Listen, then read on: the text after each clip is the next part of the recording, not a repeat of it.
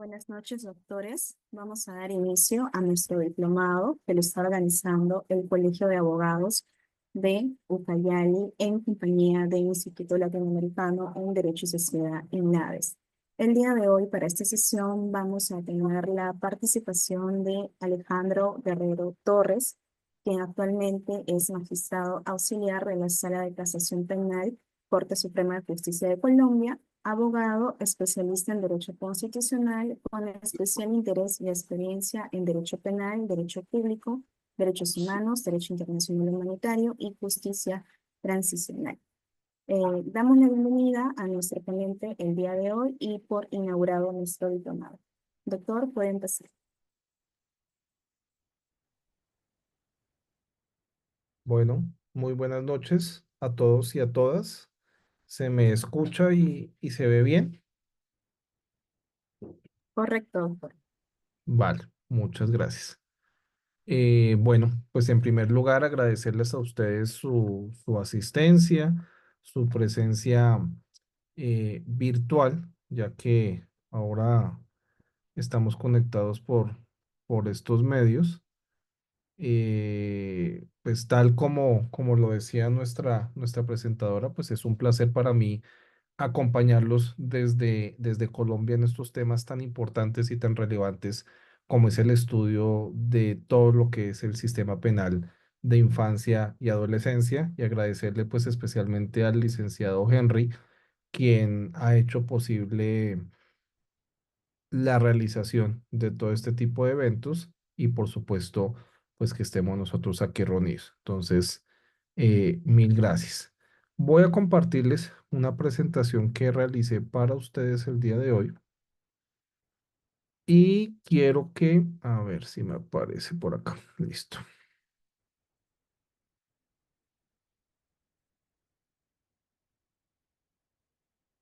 Perfecto. ¿Sí se ve bien la presentación? Sí, doctor. Gracias. Entonces,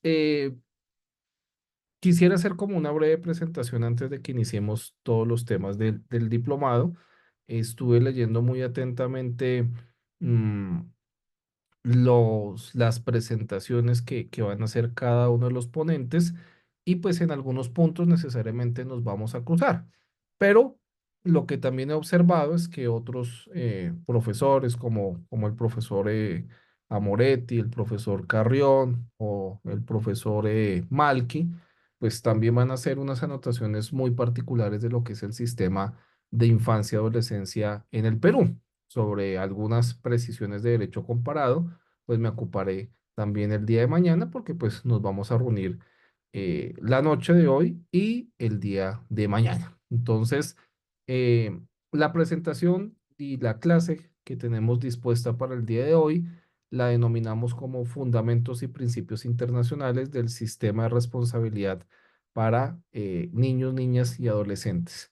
Y le coloqué una parte final que es un debate sin concluir. Ya nosotros lo empezaremos a ver el día de hoy, pero pues la conclusión real de este tema pues la tendremos mañana. ¿Por qué un debate sin concluir? Porque nosotros lo que yo pretendo que revisemos estas noches es demostrar, en primer lugar, como objetivo de todos estos temas y objetivo también de nuestro diplomado, es que el sistema de responsabilidad penal, ojo con eso, basado en un sistema penal, eh, tiene unos objetivos que obviamente están arraigados de ese sistema de teoría del delito. Y a partir de esa teoría del delito es donde nosotros empezamos a construir todo el andamiaje y toda la responsabilidad para un menor. Pero la lógica de la responsabilidad del menor no es algo que sea reciente ni es algo que nos escape, digamos, de nuestra historia. Voy a mostrarles ahorita varios ejemplos y varias clasificaciones de que esto proviene prácticamente desde la Edad Media o desde el derecho romano, donde provienen muchas de las figuras pues, que emanan justamente para la aplicación del derecho penal. De manera que me parece importante que nosotros revisemos por qué inclusive varios de los sistemas penales de Latinoamérica ya no se comparten o ya no se pueden comparar de la misma manera porque responden justamente a tesis y a dogmáticas diferentes que han estado arraigadas en esa evolución del sistema. Pero un aspecto con el que yo quiero iniciar este debate, esta discusión, y justamente porque así también se llama nuestro diplomado, es justamente sobre el tema de eh, por qué nosotros hablamos de una justicia en especial de adolescentes y por qué nosotros vamos a analizar también una perspectiva desde la culpabilidad. Pero entonces eh, lo que pretendo, digamos, un poco mostrarles acá es a través de esta introducción plantear algunas tesis, algunas preguntas con las cuales nosotros vayamos desarrollando todos estos temas alrededor de nuestras discusiones. Entonces, acá yo les coloco en el primer lugar, pues, que el abordaje de la responsabilidad y de la culpabilidad tiene un desarrollo profuso en los siglos XIX y XX, y es justamente lo que acabamos de anotar. Parte de lo que nosotros vamos a ver es que nosotros no estamos hablando de una cuestión novedosa o una cuestión que nos atañe a un desarrollo muy profundo sobre estos temas. El sistema de responsabilidad de infancia y adolescencia viene desde hace mucho tiempo, pero ha tenido su mayor desarrollo con la Convención Internacional del Derecho del Menor de 1989. Y ese va a ser el parámetro fundamental con el que nosotros nos vamos a guiar de aquí en adelante en todas nuestras discusiones. Otro de los puntos es si existen dudas para la forma de aplicación de esa responsabilidad penal de niños, niñas y adolescentes en estos puntos. La dogmática jurídico-penal, e inclusive eso se refleja, y lo vamos a ver a través de varios ejemplos que yo les tengo aquí de derecho comparado, tanto europeo como latinoamericano, vamos a darnos cuenta que permite afirmar que en este momento existen dudas para la aplicación del sistema penal de niños, niñas y adolescentes. ¿Por qué? Porque vamos a encontrar sistemas totalmente punitivos que están arraigados justamente en la responsabilidad del menor equiparándola a la de un adulto. Y otros esquemas, como ocurre con el sistema peruano y el colombiano, que son muy similares y que el del Perú, hasta donde entiendo, pues ha tenido desarrollos recientes. Y esos esquemas lo que permiten es hablar de una responsabilidad del menor, pero bajo unos parámetros y unos criterios especiales que no pueden ser los mismos del adulto, sino que tienen una perspectiva educativa. Entonces, los objetivos y los fines de la pena en este sistema van a variar y son diferentes. Pero eso nosotros no lo tenemos igual en todos los países del mundo. Inclusive, si nosotros vamos a colocar un ejemplo, ahora que Estados Unidos pues ha puesto su vista mucho más, eh, digámoslo así, más fuerte sobre Latinoamérica y esta semana de pronto han escuchado ustedes en noticias sobre Colombia con ocasión de varios temas que han tenido divergencias con el presidente de Colombia, pues uno va a darse cuenta que Estados Unidos, por ejemplo, no ha ratificado la Convención de los Derechos del Menor. Y uno también se va a dar cuenta que eh, también incurren en diferentes imprecisiones o en diferentes vaguedades respecto a cuándo se considera menor de edad. Y eso creo que lo va a tratar otra profesora desde el punto de vista biológico y psicológico, que es un tema muy interesante. Entonces, toda esa comparación, todo ese derecho comparado, lo que quiero hacer caer en la cuenta es que del desarrollo internacional y el desarrollo histórico lo que permite es que nosotros tengamos en este momento una oportunidad desde el punto de vista teórico y dogmático para desarrollar esos temas a la luz de esos parámetros y principios internacionales que son los que vamos a ver el día de hoy. Entonces, otra de las preguntas que nosotros nos podemos formular como objetivo dentro de esta clase es ¿a partir de cuándo se es menor de edad? Entonces siempre le preguntan a uno, bueno, en algunos países se es menor de edad desde los 21, en otros generalmente, como en el caso de Perú y de Colombia, es desde los 18 años, pero para otros la responsabilidad empieza desde los 15.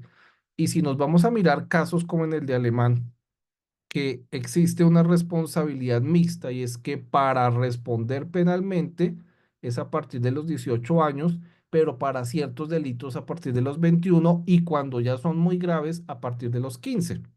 Entonces, esa variación de tener un número clausus, un número cerrado frente a quién es menor de edad y quién no, pues va a depender también de muchos de los factores que se desarrollen en cada uno de los países. Y por eso traigo a colación el caso de los Estados Unidos, porque allá, como no se han suscrito muchas convenciones internacionales y no se ha adaptado totalmente este tema, sino a partir de la jurisprudencia, que es algo que también vamos a observar, pues varía la aplicación del sistema adolescente, si en algunos casos es más proteccionista, en otros casos responde más a un sistema tutelar, es decir, yo Estado soy el padre del menor y lo voy a cuidar hasta que tenga 18 años, y es ahí donde nosotros empezamos a descubrir figuras muy interesantes como los orfelinatos y todas estas historias de yo Estado cuido a los niños y cuando tengan 18 años pues salen a la sociedad tipo Batman. Entonces, démonos cuenta que a partir de todos estos desarrollos es que tenemos esas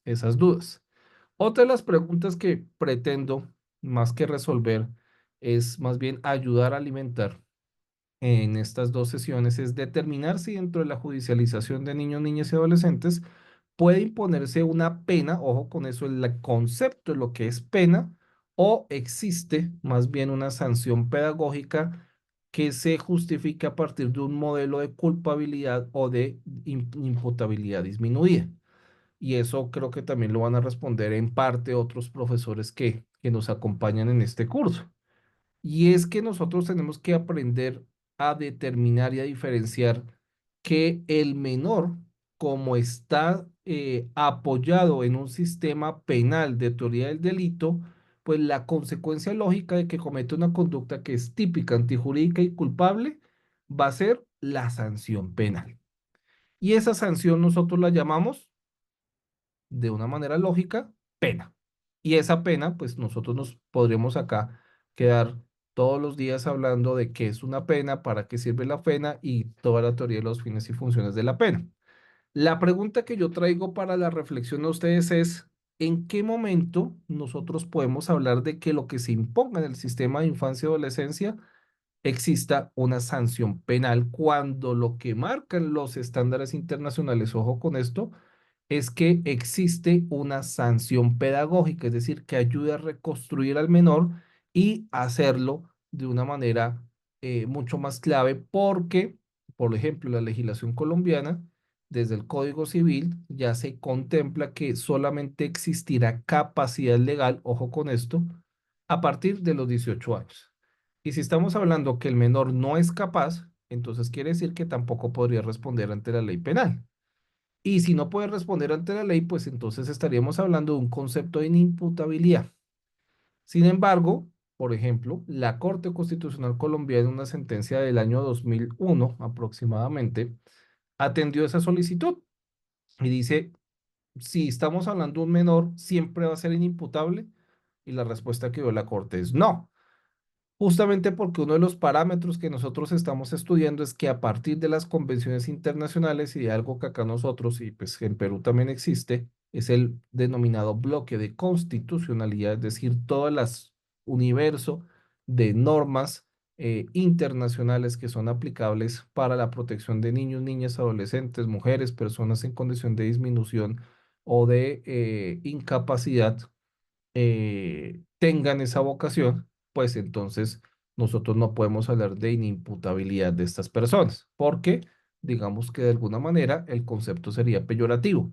Diferente, y eso hay otro caso, en donde los menores sí tengan una condición de discapacidad, y pues estamos hablando del caso de los menores que están locos, que tengan problemas de drogadicción, que cometen delitos bajo la luz de esta perspectiva, y es ahí por eso que yo les estoy comentando tendremos que estudiar el concepto o hacer una reevaluación de ese concepto de culpabilidad.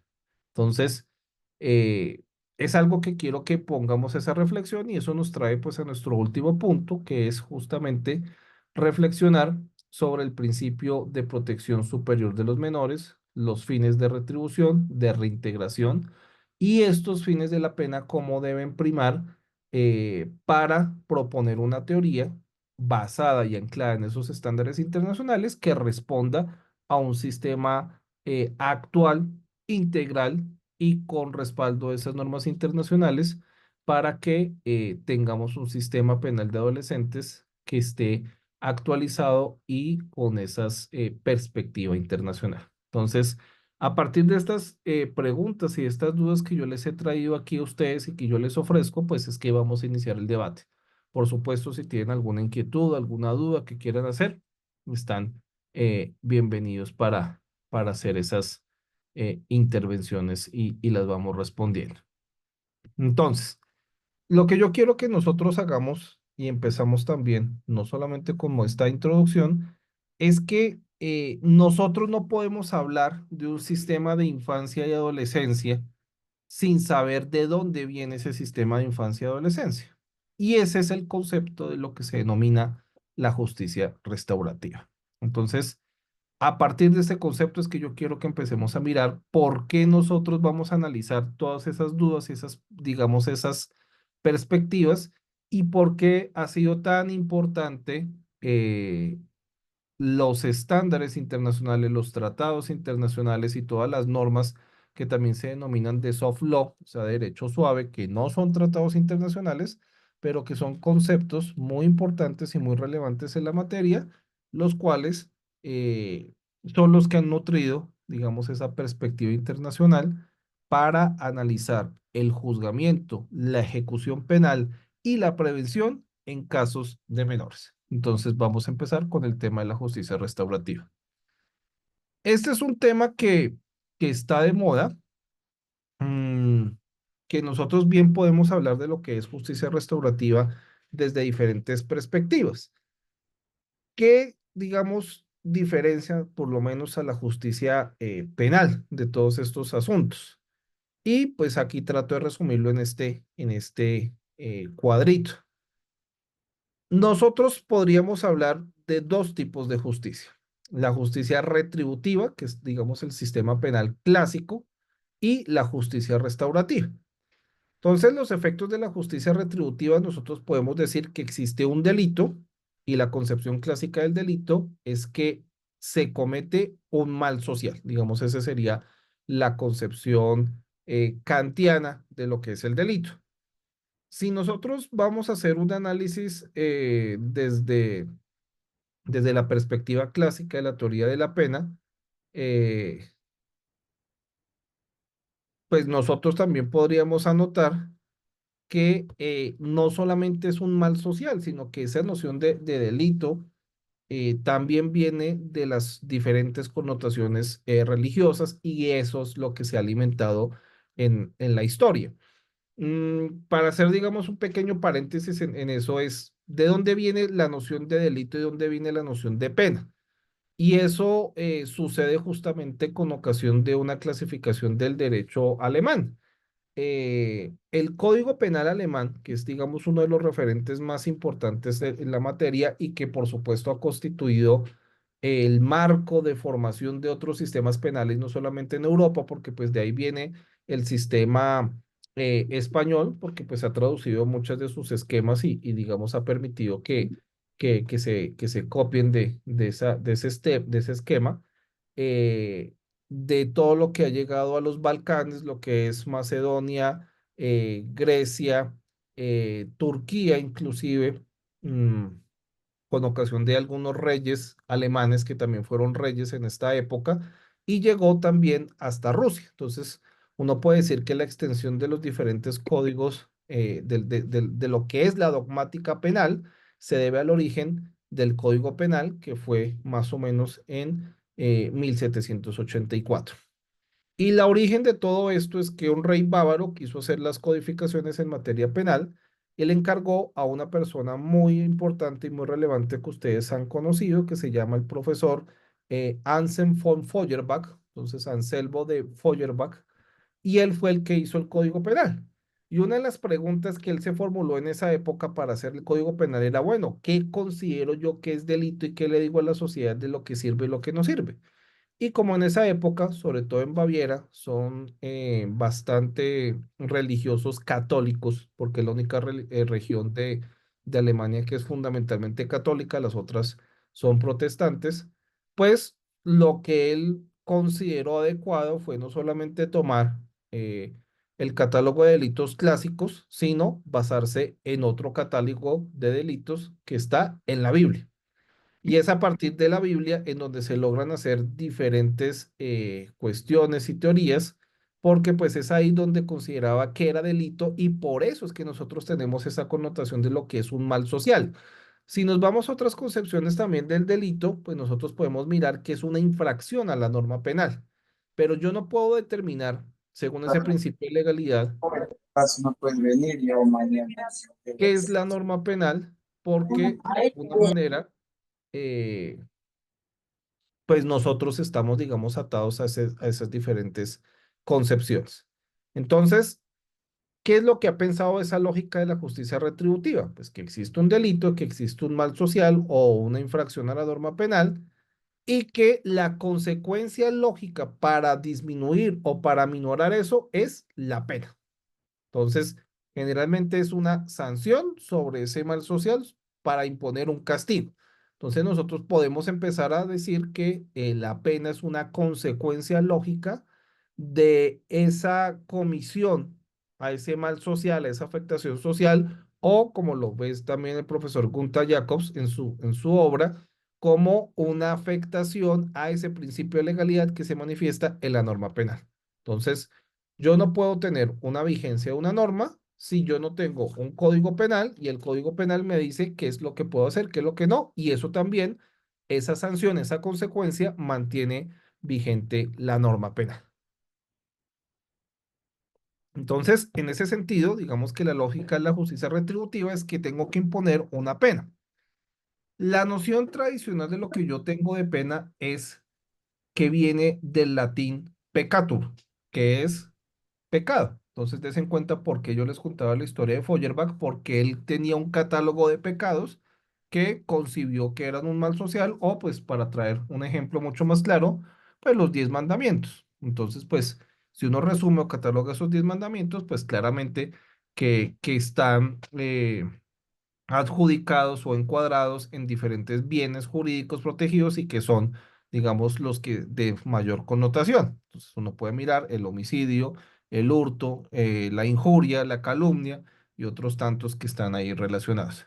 Entonces, en resumen, ¿cuál es la lógica de esa justicia retributiva? Pues justamente que frente a la comisión de un delito, la consecuencia lógica es la pena. Y esa pena debe o debería aminorar ese mal social en ese contexto social. Entonces, sencillamente es una relación en la que el Estado ejerce su jus puniendi, ejerce su poder, y frente a ese jus puniendi, entonces lo que hace es imponer una sanción para la manifestación de ese Estado. No va a intervenir nadie más, intervienen las partes procesales, en el caso, digamos, de un proceso penal, pues interviene el procesado, su defensor, el juez, la fiscalía o ministerio público que denominan pues el ente acusador y frente a eso pues existe la lógica procesal. Y ahí acabé de contar. ¿Cómo nosotros diferenciamos esa lógica retributiva frente a la denominada justicia restaurativa, que es la que a nosotros nos interesa? Pues que existe también un delito, es decir, se comete un mal social y que frente a ese delito, entonces yo no voy a imponer una pena. Ojo con eso, porque la lógica de la imposición de esa pena no es ocasionarle otro mal social, es decir, ocasionarle otro mal a esa persona, sino lo que yo quiero causar es un efecto positivo para esa persona y ese efecto positivo generalmente, ojo con eso, no tiene que ver con mandar a la persona a la cárcel. Entonces es un tema que ustedes ya pasaron por ahí en materia de justicia transicional. Nosotros estamos haciendo ese ejercicio desde el 2016 aproximadamente con los acuerdos de paz que hubo en Colombia. Y es justamente entender o interpretar que la noción de la pena no corresponderá a una pena de prisión, sino que tengo que transformar esa sanción no en un mal, sino en un efecto positivo para las partes y por eso entonces es que estamos aquí tratando de romper con ese modelo.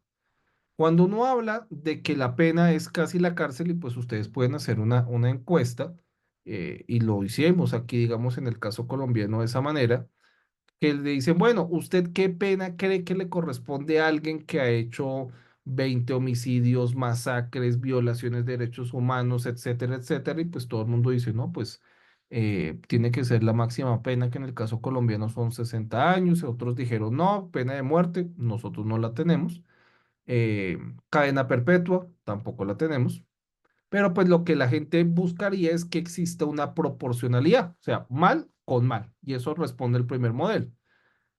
Lo que se busca en algunos esquemas, como el esquema de menores, la justicia transicional, lo que es la justicia transaccional, lo que también ustedes conocen como las conciliaciones, es decir, esos procesos, esos métodos de terminación anticipada del conflicto, lo que se busca es justamente eso, que nosotros no lleguemos a la sanción, a la pena, sino que exista o una terminación o una pena que resulte más favorable y menor a los intereses de todas estas personas. De manera pues que eso siendo así, la lógica de la justicia restaurativa es que yo tengo que causarle un bien a esa persona, a quien comete ese delito, y eso tiene que ser efectivo para la sociedad. Entonces la conclusión que nosotros podemos ofrecer es que quien comete esa infracción a la ley, quien comete el delito, la consecuencia no va a ser la pena como tal y tampoco una pena estrictamente privativa de la libertad, sino que lo que se busca es la noción de restauración. Y esa noción de restauración es justamente que tanto la familia, el Estado, la sociedad y el infractor reciban justamente uno de esos fines de la pena. Por eso es que yo inicialmente empecé diciéndoles a ustedes que dentro de esa noción de justicia para adolescentes, el modelo de justicia restaurativa iba a hacer quedar en crisis los fines mismos de la pena, porque si yo tengo un menor que me roba una patineta, una bicicleta, pues la consecuencia no es sencillamente pegarle o mandarlo a la cárcel 10 15 años, sino que lo que se busca es tratar de que ese menor mejore sus condiciones, le aporte algo a la sociedad, y el fundamento es justamente uno de los principios internacionales, que es el de protección al menor. Entonces, partiendo de esa base, voy a explicarles acá algunas diferencias. ¿A qué responde ese modelo retributivo punitivo? Entonces, ya nosotros hemos dicho muchas de esas características. El delito es la infracción a la norma del Estado, y el restaurativo es que el delito es la acción que causa daño a personas y comunidades. El segundo tema es que el modelo retributivo, el modelo punitivo, se basa o se centra en la culpabilidad mirando en lo que pasó. Y el modelo restaurativo va a centrar en la solución de problemas para mirar qué hago al futuro. Es decir, no voy a sancionar un hecho que ocurrió en el pasado, X mató a Y, y sobre eso deviene una pena, una sanción como castigo por la comisión de ese tipo, de sus actos ilícitos, sino que en el modelo restaurativo lo que se busca es cómo yo trato de solucionar el problema y cómo miro que esa persona no solamente se quede en esa actuación del pasado, sino cómo restauro al procesado y a la sociedad. Tercero, existe un modelo meramente procesal y probatorio de ese reconocimiento de la responsabilidad. Es decir, sencillamente me quedo en un proceso, pruebo qué es lo que pasa, y el resultado de esa prueba que responda a ese modelo de típico, antijurídico y culpable, pues tiene que ser ese reconocimiento de responsabilidad. Y va a irse al modelo restaurativo. Entonces, ¿cuál es la diferencia? Que allí va a partir de un tema muy importante, y no es que se demuestre la responsabilidad de esa persona, sino que parte de una base, y es el reconocimiento de esa responsabilidad. ¿Y eso qué quiere decir? Que el infractor o el procesado va a aceptar que cometió ese delito, y que a partir de esa aceptación de responsabilidad, entonces vamos a empezar un diálogo y vamos a empezar a buscar cuáles son las soluciones dentro de ese modelo restaurativo para las víctimas y para la sociedad. Ese es el aspecto más importante que nosotros debemos ver en esa justicia de adolescentes, en esa justicia de menores, que nosotros no podemos olvidarnos de que existe esa modelo de restauración, sino que tiene que partir de una teoría sumamente individual y de reconocimiento de que se ha cometido un delito, que se ha cometido eh, por decirlo así, una afrenta a esa ley penal y que la consecuencia de esa afrenta justamente es la que nosotros estamos hablando. También nosotros vamos a tener un cuarto punto y es en reconocimiento de una relación de adversarios. Entonces es el mismo sistema penal, lo que me demuestra es que tengo un sistema que parte de un esquema adversarial y que como esquema adversarial, pues tengo un sistema de partes, fiscalía que me acusa y procesado eh, pues que responde frente a esa acusación del Estado. En el modelo restaurativo no se busca necesariamente eso, sino que existe es un diálogo entre partes en partiendo justamente de ese reconocimiento para que se establezca un diálogo y se define una sanción o una medida restaurativa. Quinto lugar, el castigo como consecuencia natural que conlleva o pretende la prevención general y especial. Y eso es un tema muy importante que nosotros tenemos que recordar acá. Claramente no es el tema, digamos, fundamental de nuestro diplomado, pero sí los invito a hacer eh, una revisión de estos temas frente a los fines y funciones de la pena. Y seguramente alguno de los profesores repita esto también. El castigo es la consecuencia que dice von Hirsch en su texto de Derecho Penal de 1976, que es la consecuencia de restauración o de volver al equilibrio por una ofensa que se ha cometido.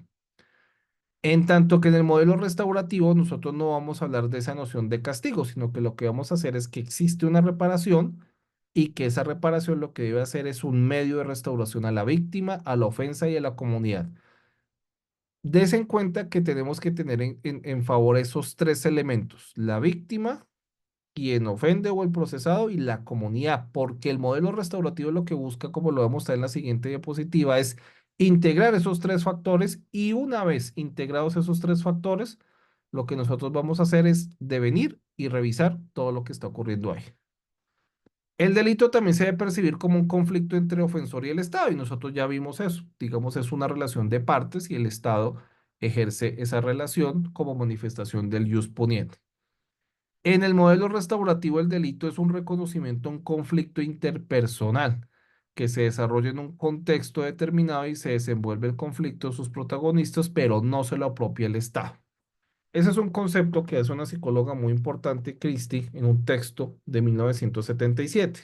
¿Y eso qué quiere decir? Que pese a que muchas de las manifestaciones de justicia, o la mayoría, o las que están enmarcadas en el modelo de adolescentes, su responsable sea el Estado, eso no quiere decir que ese conflicto esté aparte o exclusivo de su potestad. No es así. Por esa sencilla razón es que nosotros hablamos muchas veces de la conciliación y esa conciliación lo que busca es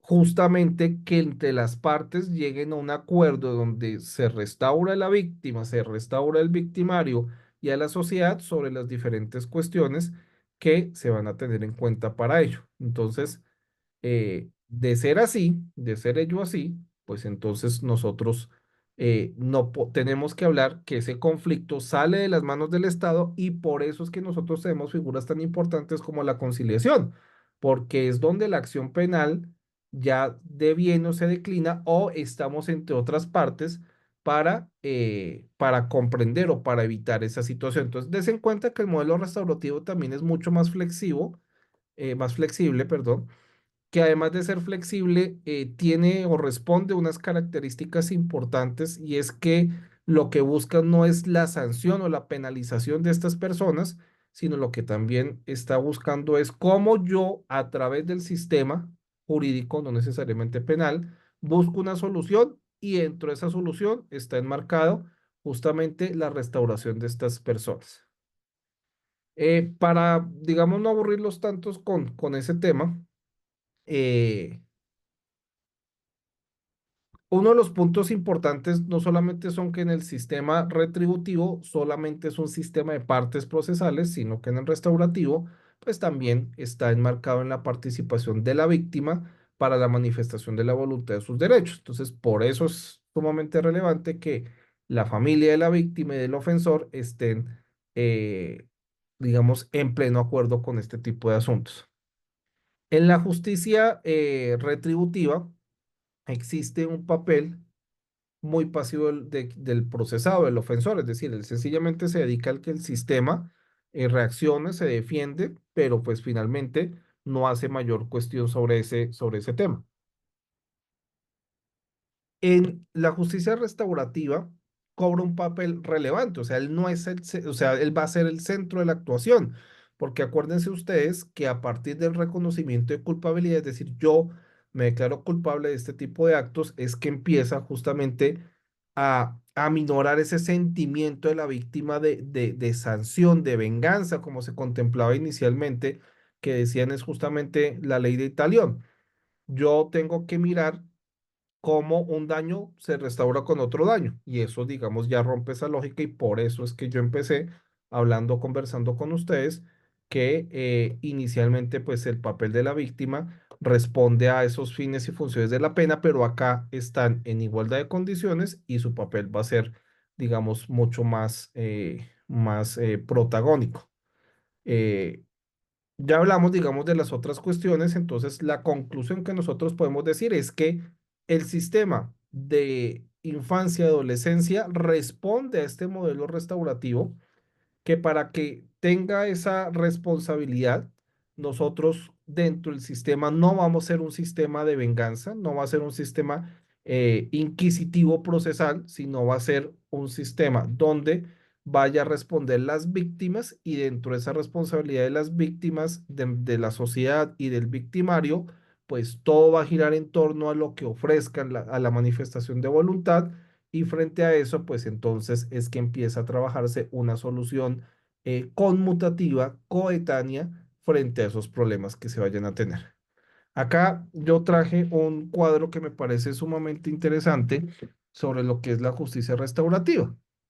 Entonces, va a partir de tres aspectos importantes que ya hemos mencionado: la reparación de las víctimas, la reconciliación con la comunidad y la responsabilidad del agresor acá abajo en ese lugar. Si nosotros vamos a mirar la conjunción, la unión de esos tres círculos, es lo que nosotros podemos hablar de justicia restaurativa. Entonces, hasta ese punto nosotros estamos diciendo que son esas manifestaciones porque va a haber una reparación a la víctima a partir de ese reconocimiento del agresor, va a decir cómo responde, de qué manera, las víctimas dirán si aceptan o no ese reconocimiento y eso también debe tener un efecto en las comunidades y por esa razón es que los procesos de infancia y adolescencia generalmente tienen un representante de la sociedad que no está asociado al ejercicio de la acción penal, que en el caso de ustedes sería el Ministerio Público, en el caso colombiano, la Fiscalía General de la Nación. Entonces, des en cuenta que para lograr esos modelos sumamente restaurativos, tengo que tener la unión, la conjunción de esos tres elementos de justicia restaurativa. Yo no puedo hablar de un sistema real, objetivo y con perspectiva internacional que sea de infancia y adolescencia si no está enmarcado dentro de la justicia restaurativa. Entonces, la primera conclusión que nosotros podemos dictar esta noche es que justamente el modelo de infancia y adolescencia responde o está dentro, es una categoría de la justicia restaurativa. Y que como modelo de justicia restaurativa, pues tiene que responder a esas tres características fundamentales, que sea reparación de las víctimas, reconocimiento de la responsabilidad del agresor, autorreconocimiento y reconciliación y reparación, que estando allí tengo que fijarme en los fines y funciones de la pena porque aquí va a romperse esa noción tradicional de lo que es la pena, lo que es la consecuencia lógica y que como consecuencia lógica lo que toca buscar es la restauración del menor. Y vamos a ir justamente a qué es lo que yo busco, por qué es un sistema especial y por qué nosotros estamos hablando de todo este tipo de cosas. Entonces, quiero que nos vayamos a la historia del sistema de responsabilidad de infancia y adolescencia para ya ahorita aterrizarlos y mostrarles por qué resultan eh, esos principios importantes. Hasta aquí, ¿vamos bien? ¿Preguntas, inquietudes? Bueno, y si no me están escuchando también, porque acá en Bogotá está cayendo una lluvia torrencial. El sistema de infancia y adolescencia, digamos los sistemas de responsabilidad juvenil, prácticamente nosotros podemos enmarcarlo en tres. Ya les voy a mostrar que existen muchos más de estos esquemas. Entonces, yo les decía a ustedes justamente que lo que se ha visto en estos temas de infancia y adolescencia es que hemos transitado por el tiempo y el tiempo ha ido perfilando y evolucionando la responsabilidad del menor. Y por eso es que nosotros estamos reunidos acá para determinar cuáles son esos principios y cuáles son esos estándares internacionales que nosotros debemos ver para los menores. Entonces, prácticamente tenemos tres sistemas a saber.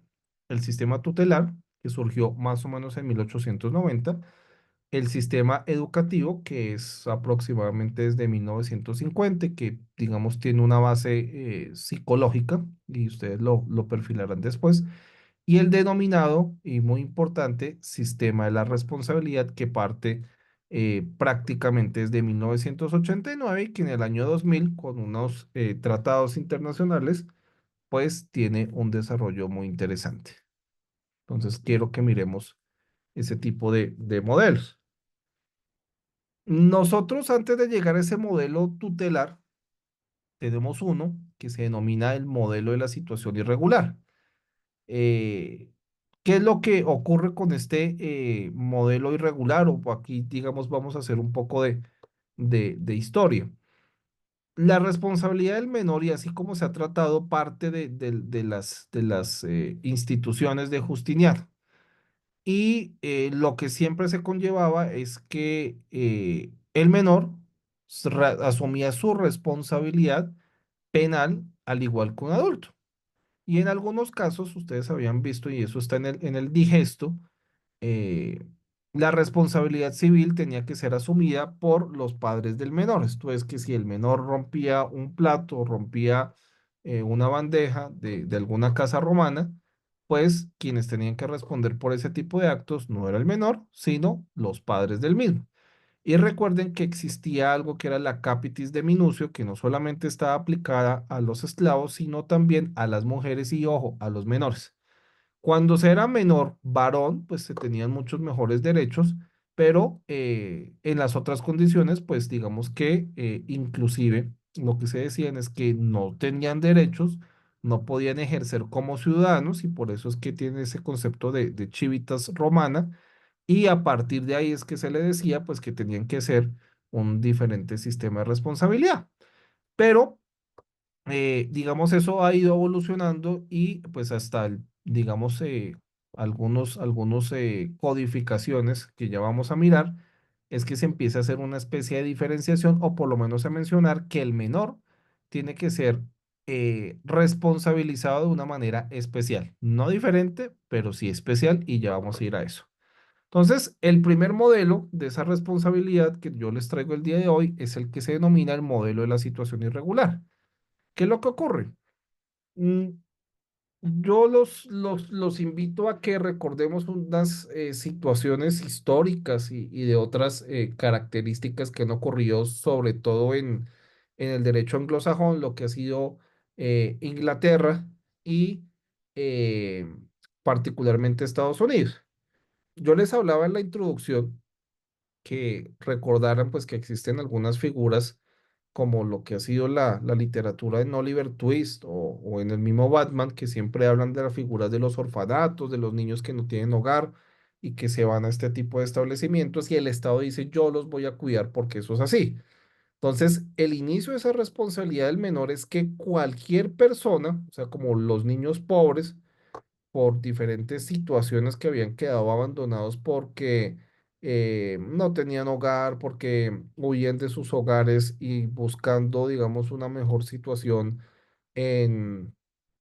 en, en las ciudades, pues empezaban a delinquir. Entonces, por eso les decía que todas estas historias de Oliver Twist y de todas las pandillas y de todo lo que narraba el mismo Charles Dickens era un grupo de jóvenes, un grupo de niños que se convertían en pandilla, que robaban, vivían solos, pero pues el mayor terror era que los metieran a un orfelinato porque pues allá los iban a castigar y iban a sufrir. Y esa es justamente la consecuencia de lo que yo les quiero hablar hoy. Es que el Estado se encarga de esa noción de que yo voy a cuidar al menor, pero judicializaba estados en que el menor, si no tenía hogar, si era pobre y si mendigaba, era delincuente. Entonces, ese perfilamiento lo que hacía era que era una persona perfecta para ir a este tipo de lugares y esa era la sanción que se les daba a estas personas, no solamente por hurtar o por cometer delitos, sino por perfectamente estar así.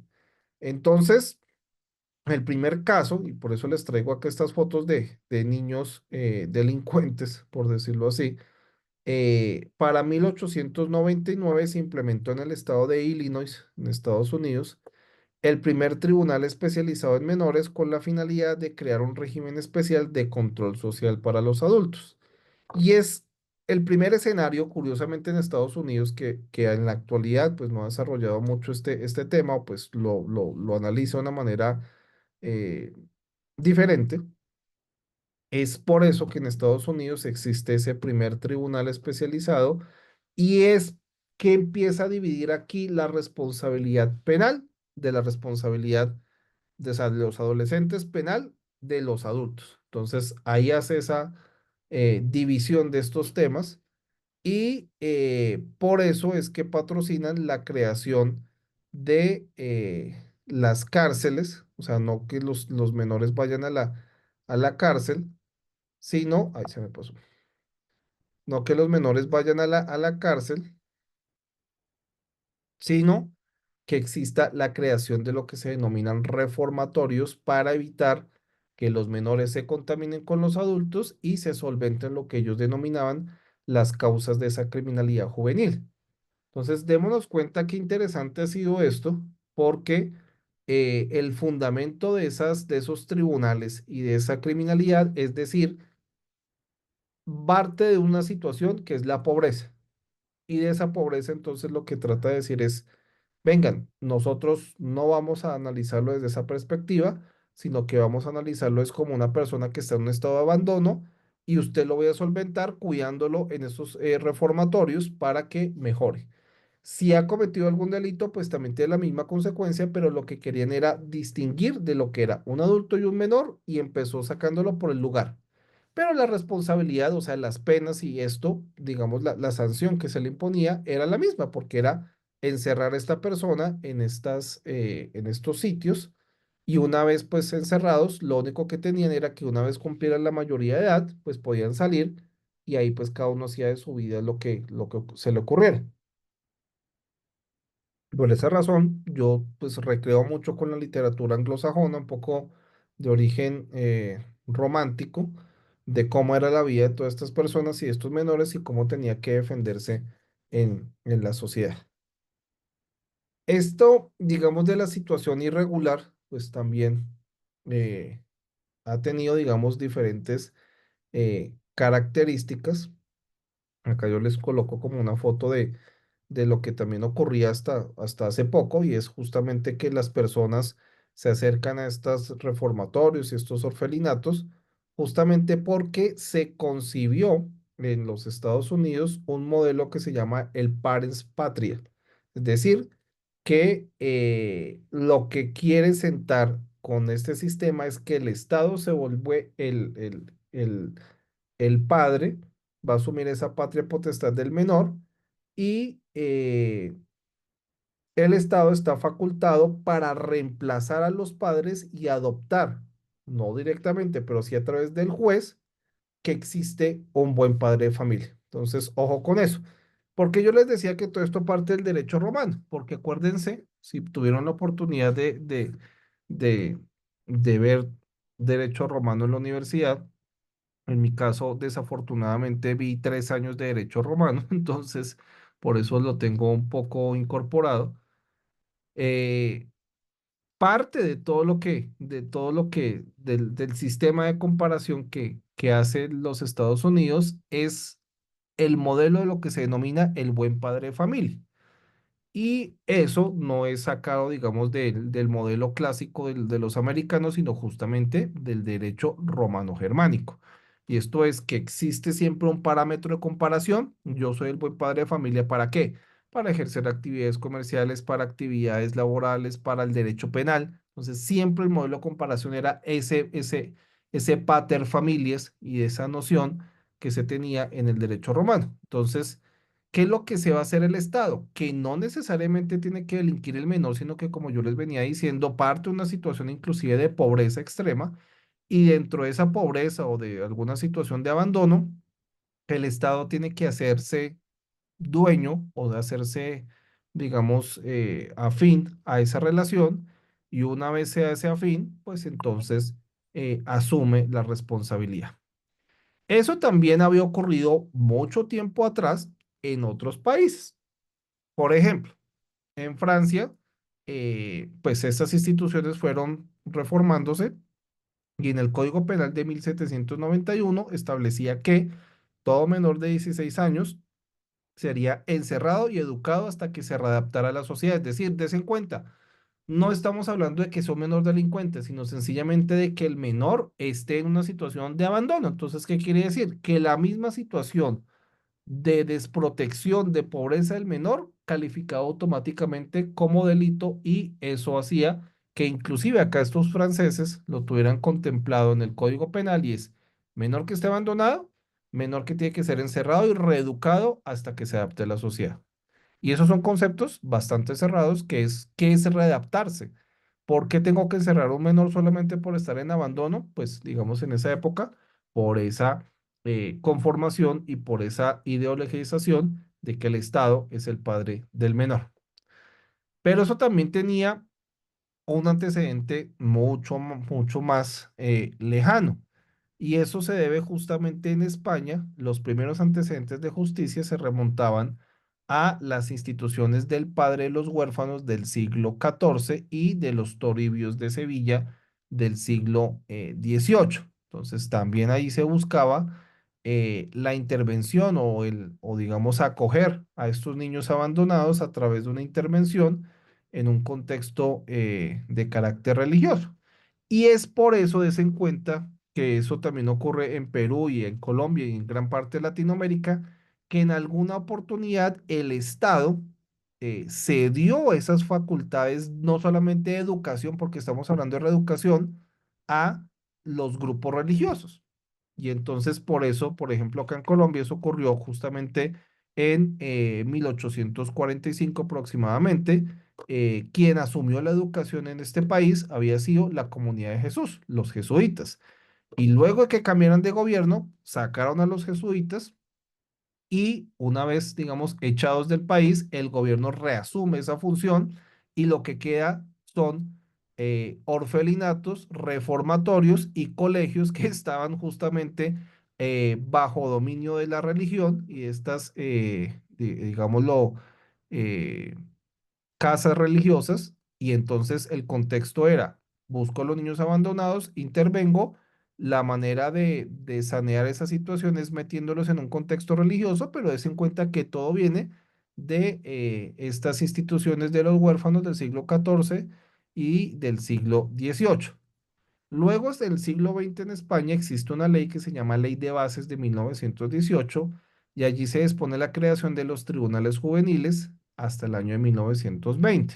Entonces, des en cuenta que todo esto es posterior y casi que conmutativo de lo que nosotros hablamos del estado de Illinois en los Estados Unidos. Y allí se crea el primer tribunal tutelar de menores en España.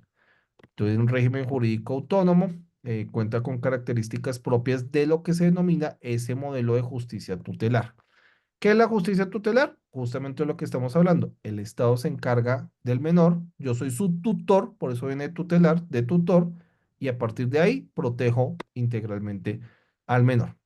En España ese paradigma cambia solamente, y ojo con esto, con la ley cuarta de 1992, es decir, que el Estado siguió pensando todas estas formas de regulación desde 1920, 1918, con herencia del siglo XIV hasta el año 1992, es decir, de hace aproximadamente 30 años, y creó lo que se llama Ley Reguladora de la Competencia del Procedimiento de los Juzgados de Menores, que busca contrarrestar las falencias de ese modelo tutelar. Allí empieza a cambiar este modelo y empieza a decir, venga, no solamente el menor tiene que tener cuidado del Estado, o yo me voy a encargar de él, sino que tiene que tener unas garantías que son reconocidas en la Constitución y que reconocen un principio que va a ser muy importante y lo vamos a hablar frecuentemente, que es el interés superior del menor.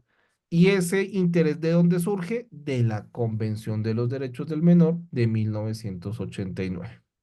Entonces, para hacer un resumen de todo lo que estamos viendo, el modelo de la situación irregular parte de que todo lo que haga el menor que no esté dentro del modelo de familia está mal. Que delinca o no delinca, no importa. Eso ha ido evolucionando con diferentes leyes en Estados Unidos desde 1899, Francia 1791, España 1918, siglo XIV, hasta más o menos 1992. Y esa historia, digamos, va a tener una cortapisa, un alto, un stop, justamente con la Convención de los Derechos del Menor. Pero antes, digamos, de esos dos modelos que yo les había mostrado que eran tres, pues existe también otras características. Y es que ese modelo de situación irregular, pues también ejercía que los jueces funcionaran como manifestación del Estado de una manera proteccionista. Y como estaba de una manera proteccionista, pues se entendía que, como los dije al principio, los menores son inimputables, es decir, ellos no tienen capacidad de actuación y por eso es que los jueces le imponen medidas reeducativas y prácticas para adaptar a ese menor a la sociedad. Entonces, por ejemplo, existen comportamientos que podían ser rechazados y ser motivo de que interviniera un juez. Entonces, comportamientos antisociales, abandono, situaciones indeseables, pobreza, etcétera. Y pues eso lo que hacía era justamente avalar ese sistema. Cuando nosotros estamos hablando de ese modelo de responsabilidad penal o garantía de derechos, yo les estaba comentando que su mayor manifestación es en 1989 con la Convención Internacional de los Derechos del Menor. Pero si nosotros nos volvemos a ir, acá la Corte Suprema de los Estados Unidos, pues plantearon diferentes sentencias y a través de la jurisprudencia es que empieza a cambiar este tema y se convierte en un referente para la transformación de ese paradigma tutelar o irregular y empieza a hablar de protección de derechos. ¿Cuál va a ser el primer precedente? Y ya se van a dar cuenta porque coloco aquí esta foto de Bart Simpson. Em, la primera decisión o la más importante es el caso Kent versus United States de 1966. Allí la Corte Suprema lo que hace es modificar ese principio que yo les había comentado de 1899 de parens patriae, contrario o conforme al cual se excluía a los menores de la titularidad de derechos. Es decir, yo menor no tengo derechos, soy inimputable y como no tengo derechos, entonces lo que hago es decirle, juez, ¿qué es lo que tengo que hacer para comportarme según esas normas y esa sociedad? Y allí entonces es donde empieza a forjarse eh, una facultad del Estado para proteger los derechos de los niños y de la sociedad, y establece unas garantías judiciales para los menores de edad en los procesos judiciales. Entonces les voy a contar qué fue lo que pasó acá en este caso. Resulta que acá en este caso se estaba judicializando a un menor que tenía, digamos, problemas. Y parte de esa problemática tenía que ver con que el muchacho estaba llamando a uno de sus vecinos y llamaba, los insultaba y colgaba el teléfono. Bueno, el caso es que en una de esas oportunidades uno de sus vecinos advirtió quién era el que lo llamaba y lo insultaba y entonces decidió denunciarlo y en efecto pues había sido ese niño. Entonces, ¿por qué coloco esta foto? Porque pues eso, para quienes les gusten los Simpson, como a mí, y encuentren características similares, tal cual el caso de Bart Simpson cuando llama al niño australiano y piensa que el niño australiano nunca lo va a pillar y después pues llaman a Bart Simpson justamente al tribunal allá en Australia y su castigo es la bota. Entonces des en cuenta que son casos muy similares de todo lo que está ocurriendo. Entonces, a este niño lo responsabilizan por injuria, pero como no tenía derechos, a partir de este fallo es clarísimo y la Corte Suprema de Estados Unidos lo que dice es, el niño tiene derechos y el principal derecho que tiene es el debido proceso. Y como tiene el derecho al debido proceso, pues entonces lo que tiene que hacer es asesorarse a un abogado porque no lo tenía, tener derecho a defenderse y como es un caso de injuria, tener derecho también a que su proceso se acabe, digámoslo así, negociando o confesando con sus victimarios qué fue lo que hizo. Entonces, démonos cuenta que es un caso muy importante que para nosotros en la actualidad, la garantía mínima del derecho del debido proceso con todas sus manifestaciones de Convención Americana de Derechos Humanos y demás, pues es una cuestión natural de poder defenderse ante un tribunal. En esa época, para el menor, 1966, estamos hablando de casi 70 años, que no es lejano, estamos mirando qué fue lo que ocurrió con ese menor. Un segundo caso muy interesante, Inrey Gault de 1967. Allí se planteó, además de lo que había asentado en el precedente anterior del 66, que los menores de edad que estén privados de la libertad tiene que aplicárseles el debido proceso.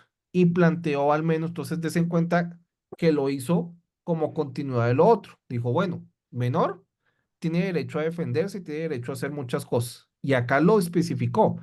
Si usted está privado de la libertad, por lo menos lo que deberían hacer es notificarle cargos al infractor, ser informado del derecho de designar un abogado, comunicarle que no puede pagar el que el Estado no se le puede proporcionar y el derecho a no autoincriminarse, fundamental. El derecho a interrogar a los testigos y el derecho a interponer recurso de apelación y aclaró que los adolescentes o los niños se les deben otorgar, ojo con esto, las mismas garantías procesales que se disponen para los adultos. Eso es fundamental.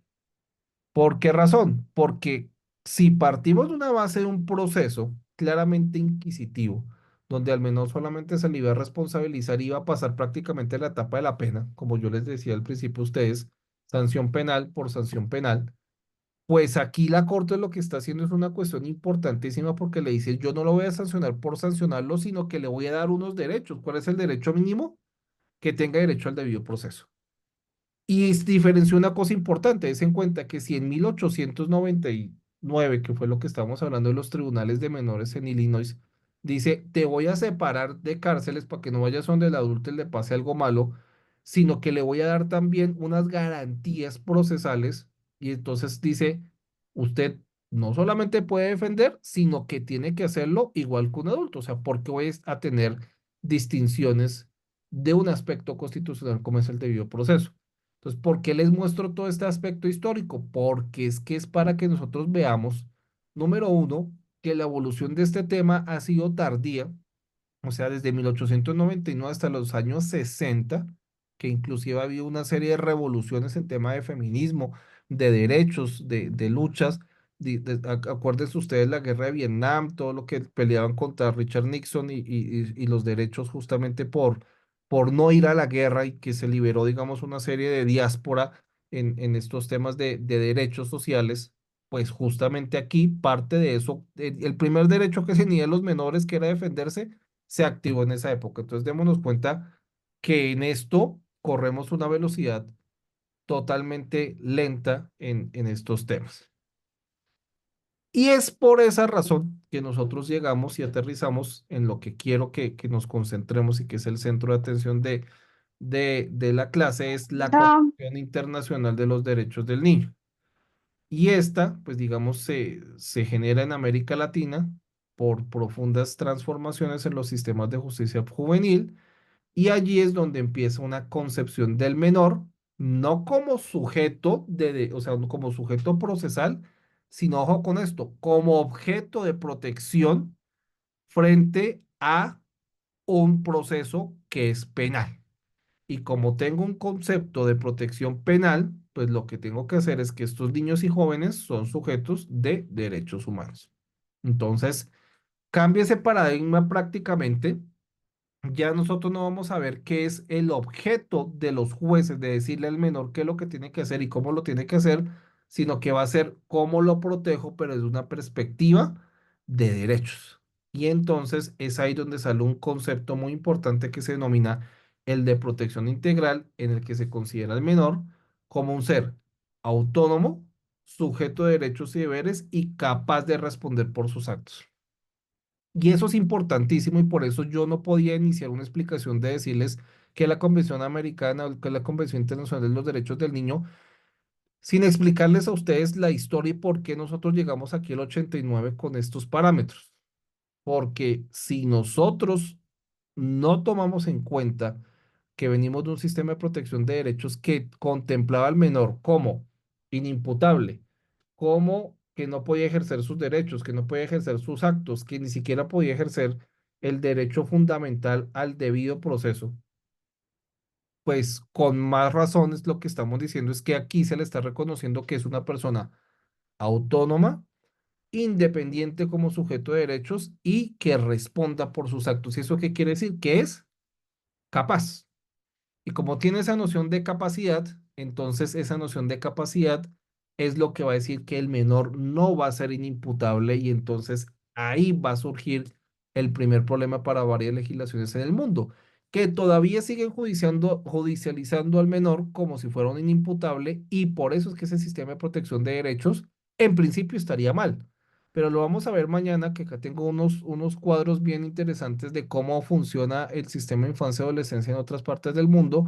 Y es ahí donde nosotros vemos que prácticamente la minoría de América Latina responde a la Convención Internacional. Y es por eso que yo les digo que países como por ejemplo Estados Unidos no contemplan la Convención. Y pese a que ellos son los que iniciaron estos avances en materia de derechos de los menores, pues finalmente no la aplican y por eso es que un niño en Texas a los 15, 16 años le pueden dar pena de muerte porque pues finalmente es la consecuencia lógica de una sanción frente a un acto que haya hecho. Por ejemplo, uno de los niños que se meta con un arma y empieza a dispararle a los sus compañeros, estudiantes y profesores en un salón de clase y pues la consecuencia sería la cadena perpetua. Entonces, des en cuenta que en esos modelos donde se conserva, donde no existe el sistema de protección integral, pues entonces tenemos esa problemática. Eh, para no ir más lejos, pues yo solamente les quiero mostrar este mapa, no sé si lo alcanzan a ver bien. Yo acá ya perdí la perspectiva de lo que estoy presentando. Eh, en este mapa aparece pues unas cuestiones bien interesantes y es ¿cuáles son los países que no han suscrito la Convención de los Derechos del Menor? Los de verde lo han suscrito y los morados no. Entonces, ¿qué es lo que trato aquí como de mostrarles? Que existe una contradicción muy fuerte de las leyes de menores de naturaleza tutelar con los de los países latinoamericanos que inclusive ya han adoptado la Convención Interamericana y que estamos nosotros justamente en un proceso, por eso les decía, es un momento muy interesante porque estamos en un proceso de renovación normativa y esa renovación normativa lo que hace es que, por ejemplo, legislaciones como Colombia, Chile, Costa Rica y ustedes en Perú, ya hayamos adoptado esa perspectiva de derechos y estemos afianzados justamente a la Convención Internacional de los Derechos del Menor, pero hay países como Estados Unidos, que acá ustedes lo ven aquí en moradito eh, se me olvidó, Alaska, y pues no han ratificado la convención y países como Palestina, Somalia y Sudán lo hicieron desde el 2014 y el 2015. Entonces, ahorita con todos los conflictos internacionales y los conflictos que hay en el Medio Oriente, es por eso que nosotros tendríamos acá que sentarnos a reflexionar y a pensar qué es lo que pasa con estas legislaciones. ¿Por qué a los menores y a las mujeres también las empiezan, digamos, a hacer esos tratos disyuntivos y esos tratos diferenciales? justamente porque pues su origen es cultural, religioso, de la capacidad del quién es menor y quién es mujer. Pero si nosotros nos vamos a dar cuenta que solamente hasta 2014, 2015, es decir, hace 10 años, ratificaron estas convenciones, pues quiere decir que el camino que nos queda es bastante amplio y bastante grande para este tipo de asuntos. Eh, para ir cerrando un poco este tema y mañana empezamos con los principios y todo lo que tiene esta convención internacional y las otras convenciones y lo que tengo ustedes de derecho comparado, eh, pues nosotros podemos mirar cómo se ha clasificado. Hay un modelo que se denomina corporativista que se utiliza en Inglaterra y en Gales, pues Gales como país independiente. Y el modelo corporativista es que justamente dentro del sistema de menores funciona justamente que el Estado, la comunidad y la familia participan de una manera simultánea en la construcción de la pena del menor y pues van a determinar cuál es la mejor sanción o cómo funciona de la mejor manera. Hay modelos como el de Cuba, China, Costa Rica, Nicaragua, Chile, Brasil, Guatemala y Panamá, que responden a algo que se denomina el modelo participativo. Acá en estos esquemas, ojo con esto, no responden tanto al esquema de protección de derechos de la convención, sino que responden un poco más a, eh, a esquemas que están asociados a la justicia tutelar. Entonces, dentro de esa justicia tutelar es yo Estado, me vuelvo parte, pero integro a la sociedad, integro a las otras partes del conflicto para mirar cómo soluciono y cómo llego a eh, a una mejor solución. Y otro que se denomina también el modelo del bienestar, pues que lo podemos nosotros ver desde la legislación, como en Colombia con el Código al Menor o en Nueva Zelanda, eh, responde más a esa perspectiva tutelar, que es yo Estado cuido al menor. ¿Por qué hago esta distinción acá? Y aquí pues les cuento algo más de derecho comparado. En Colombia nosotros tuvimos un cambio de ley en infancia y adolescencia y anteriormente pues era el llamado Código del Menor de 1989 y después fue la Ley de Infancia y Adolescencia que es del año 2006. En 1989, el modelo del Código al Menor respondía justamente a ese modelo tutelar o modelo del bienestar, es decir, yo Estado participo y cuido de estas personas y como las participo y las cuido, pues entonces tengo, digamos, el deber de encargarme del menor. Eso empezó a cambiar. Y a partir del año 2006 es que empieza a renovarse el sistema a la luz de este estándar internacional y por eso es que otros países pues lo están haciendo. Y hay un modelo que se denomina legalista y es que, como ocurre muchas veces en Alemania, para no pensar y no entrar en disquisiciones dogmáticas, pues todo se lo dejamos a la ley. Entonces la ley regula todo, no tenemos que pensar, dice qué modelo representamos, qué hacemos y pues una pregunta es si nosotros en nuestras legislaciones, como en Perú, en Colombia, en Brasil, en Latinoamérica, respondemos justamente con ese tipo de temas. Eh, no sé si hasta aquí tengan ustedes alguna pregunta, alguna inquietud que quieran compartir antes de avanzar con el otro tema. Bueno, Me parecer no hay preguntas, doctor. sí, por favor.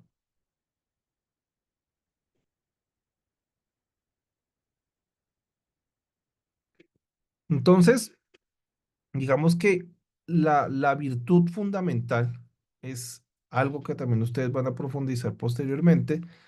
Los menores de edad, pues, se miden también según su desarrollo físico, su desarrollo mental. Y por eso es que la pregunta de hasta o a partir de cuándo eh, uno es menor y hasta cuándo uno termina de ser menor y se convierte en adulto, eh, pues recoge, digamos, muchas experiencias desde el punto de vista biológico y psicológico. Mm, creo que en Perú también ocurre lo mismo, pues digamos, los desarrollos por lo menos físicos y psicológicos de quienes viven en la ciudad y quienes viven en regiones rurales es distinto. Entonces nosotros no podemos comparar, pues digamos, una persona que ha crecido en la región rural, en el campo, a uno que ha crecido en la ciudad. Y físicamente, pues si uno los va a comparar, va a ser también diferente. Y eso creo que ocurre en todas partes del mundo porque está sometido a otro tipo de experiencias, a otro tipo de desarrollos, a otro tipo de cuestiones que hace que varíe esa noción de madurez, que es la que, digamos, va a sentar esa noción de si es adulto o no. Hay niños, y es que desde los 8 o 10 años, pues ya tienen, digamos, sentados muchos de esos principios, bases y de razonabilidad, y hay otros, pues que todavía a sus mayoría de edad, independientemente de qué edad tengan, 50 60 años, pues no han asumido todavía ese rol. Entonces, esa siempre ha sido una pregunta y por eso es que siempre eh, se tramita, digamos, en nivel de protección, cuidados, aspectos materiales, psicológicos, afectivos. Esa se debe traducir en un término jurídico porque merece un nivel de protección. Y ese nivel de protección y armonía es que prevé las condiciones que necesitan para convertirse en miembros autónomos de la sociedad. Y es por eso, pues, que recogiendo esa presunción, digamos que ese axioma básico, se crea la Internacional sobre los Derechos del Niño y la Declaración de las Naciones Unidas sobre los Derechos del Niño. Entonces, ese sería, digamos, el primer estándar internacional y actual que reconoce que los menores de edad, ojo con esto, son sujetos de protección constitucional reforzada. ¿Y ello qué quiere decir? Que quienes tengan ese estatus de sujetos de protección constitucional reforzada es que todos los derechos de los niños, todos los derechos de los menores de edad tienen raigambre constitucional y convencional. Entonces, ¿qué quiere decir? Que no solamente están a nivel de la Constitución, sino también de los diferentes tratados internacionales que en legislaciones como la peruana y la colombiana están todas al mismo nivel. Es decir, no al nivel de la ley, sino al nivel de la Constitución, que es la norma fundamental, como lo denominan también los alemanes, eh, para nuestro sistema de protección de derechos.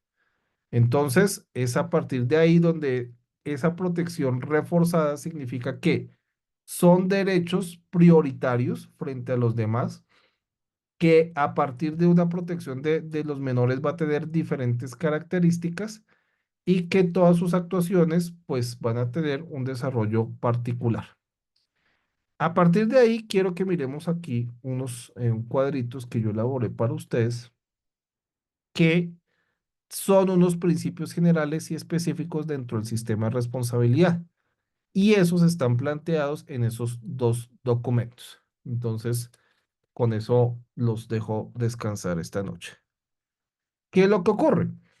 En esta legislación internacional podemos nosotros dividirlo en dos tipos de principios, unos principios generales y unos principios específicos que van a regir las legislaciones y todas las actuaciones en materia jurisdiccional sobre los diferentes casos de menores. Entonces, los principios generales, pues, ¿qué función van a tener? Pues se ocupan de todo el sistema, pueden utilizarse sin limitación alguna, van a hacer referencia a aspectos sustanciales, procesales de ejecución de penas, es lo que generalmente nosotros denominamos normas rectoras. Entonces, su utilización es general e ilimitada. Y tengo unos principios que también son específicos. Entonces, ¿cuál será su diferencia?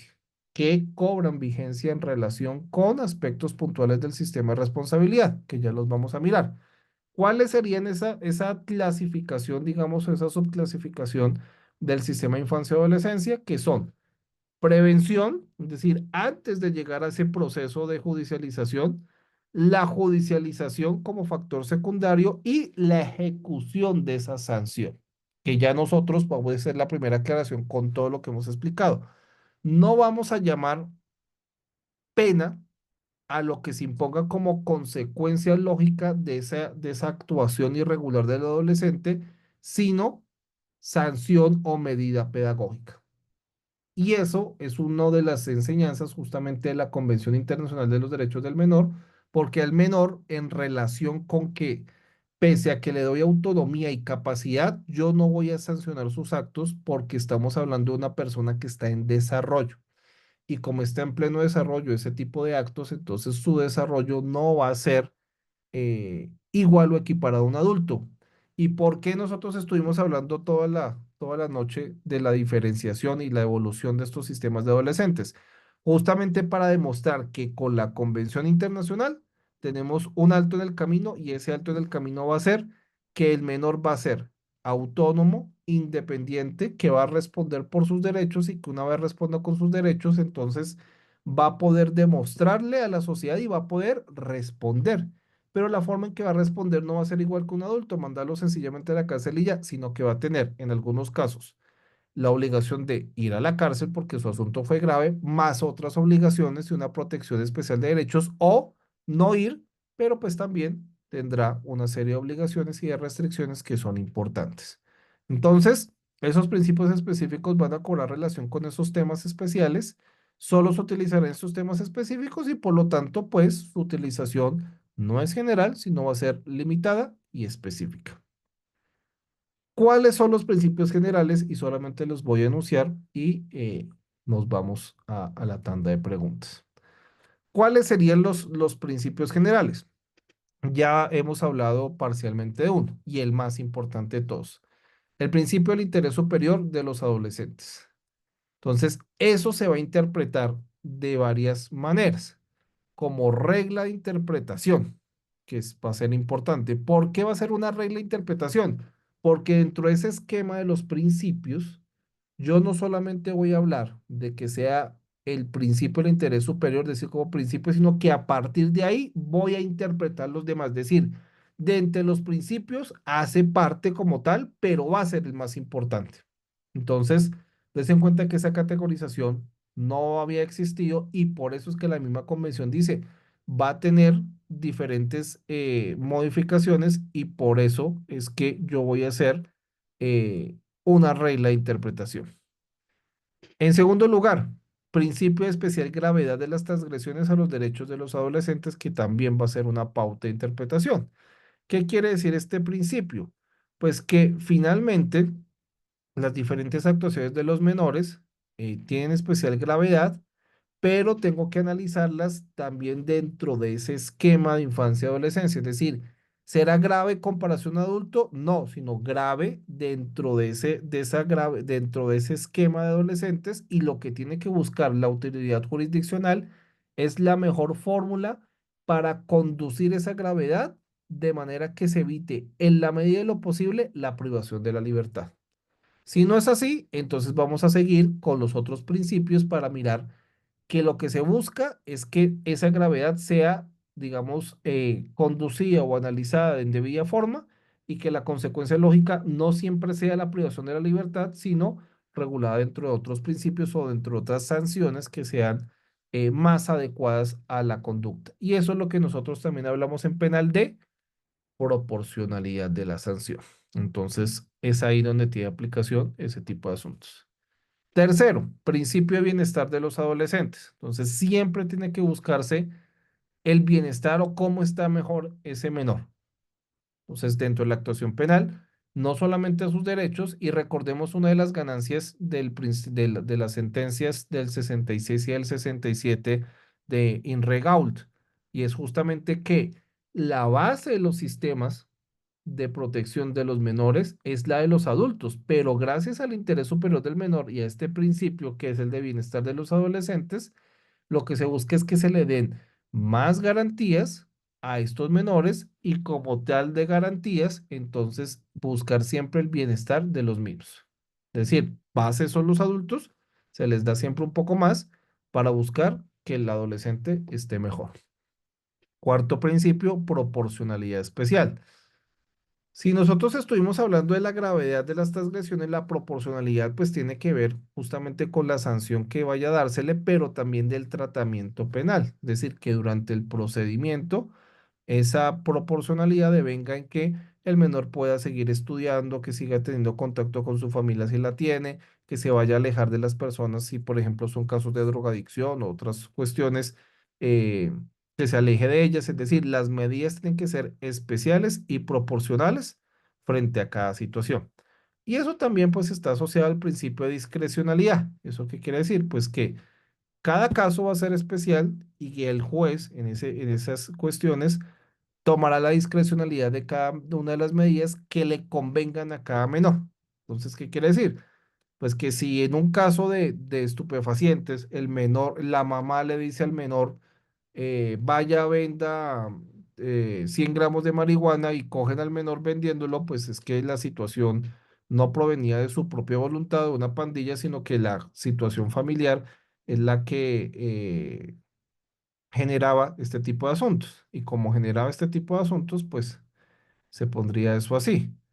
Eh, Esa proporcionalidad y esa discreción, y eso también se relaciona con el siguiente principio que es la discrecionalidad, pues lo que quiere transmitir es justamente que cada situación tiene un raigambre diferente. Puede que haya otro adolescente en una situación también de estupefacientes y no haya sido, digamos, generado por la mamá, sino por una pandilla. Entonces, las medidas que vaya a tomar el juez o la administración de justicia serán diferentes en cada caso. Quinto, principio de discrecionalidad en favor de los dos adolescentes. Siempre que exista tensión o valoración frente a lo que ocurra con el menor, se discrecionalidad o se elegirá siempre la medida que proteja más a los adolescentes. Y eso también es consecuencialista con el principio de bienestar. Sexto, principio de protección a la intimidad. Siempre tiene que garantizarse en menor medida cómo los adolescentes se protege su intimidad y sus cuestiones básicas y fundamentales. Por esa razón es que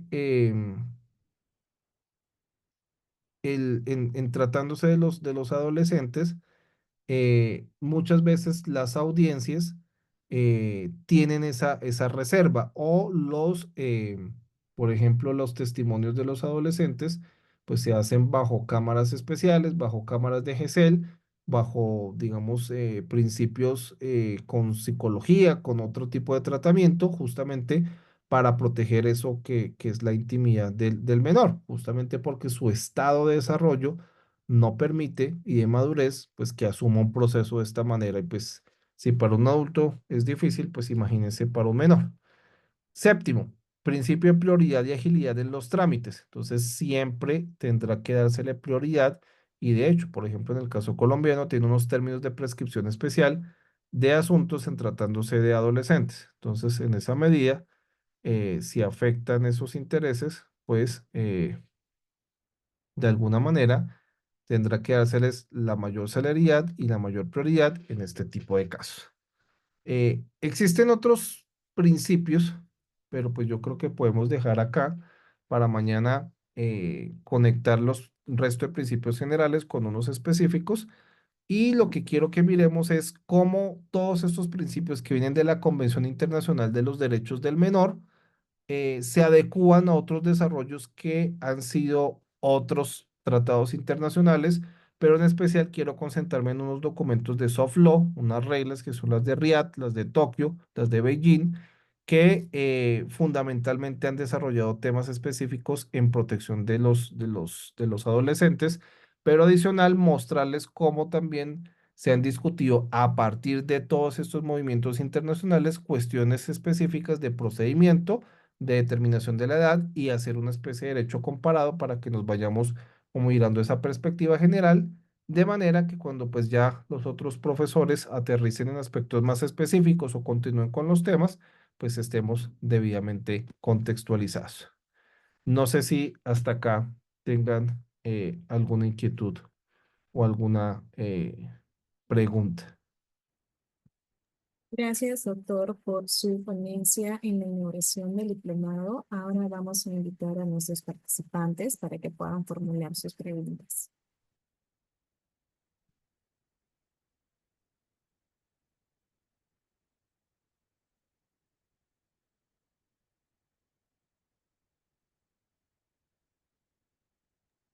Bien, doctor, al parecer no hay preguntas por parte del público.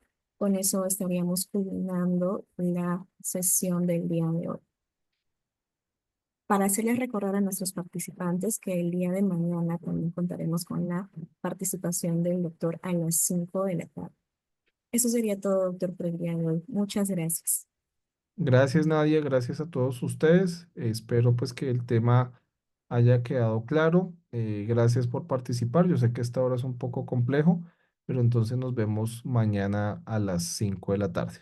Muy amables. Muchas gracias, Nadia. Gracias al licenciado Henry por la organización y por todo el evento. Gracias, doctor. Nos vemos el día de mañana. Gracias. Un abrazo.